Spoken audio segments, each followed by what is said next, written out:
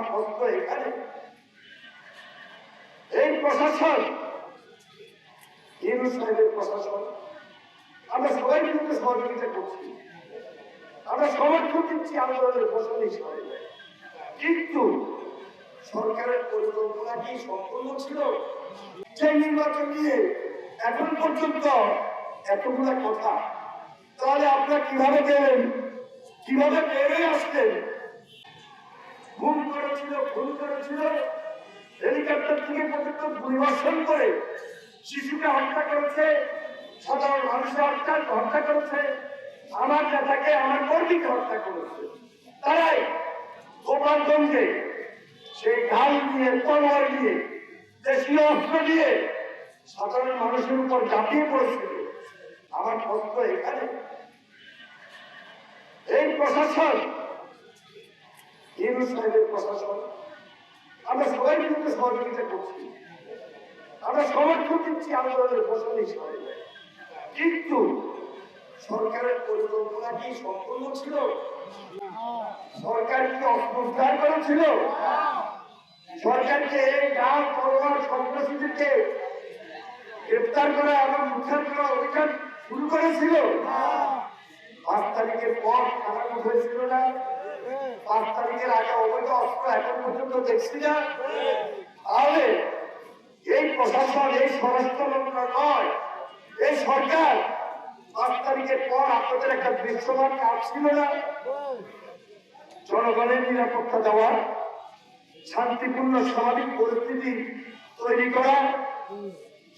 সরকারের স্বরাষ্ট্র মন্ত্রণালয় খুব বেশি বেশি ব্যর্থতার পরিচয় দিয়েছে।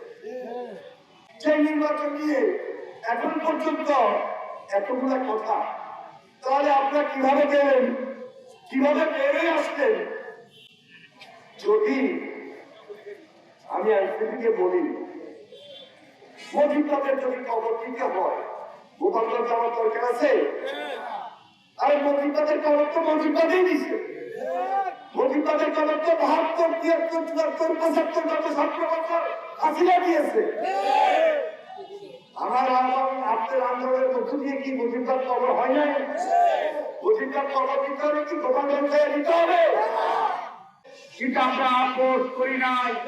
আমরা 70 বছর ধরে ভোটের অধিকার প্রতিষ্ঠা করার জন্য লড়াই করেছি। ঐক্যবহীন বাংলাদেশ গড়ার জন্য লড়াই করেছি। কিন্তু দুর্ভাগ্য হওয়া সত্য, আজকে কেউ কেউ গণঅভ্যুত্থানে এই বিজয়কে নিজেদের পক্ষে ছিনিয়ে নিয়ে আজকে ছিনিমিনি খেলা খেলছে। আমরা হুঁশিয়ার করে বলতে চাই যে আজকে আমরা শোক সভা করছি, অত হাজার হাজার মানুষ একদিন জনসভা মনে করে।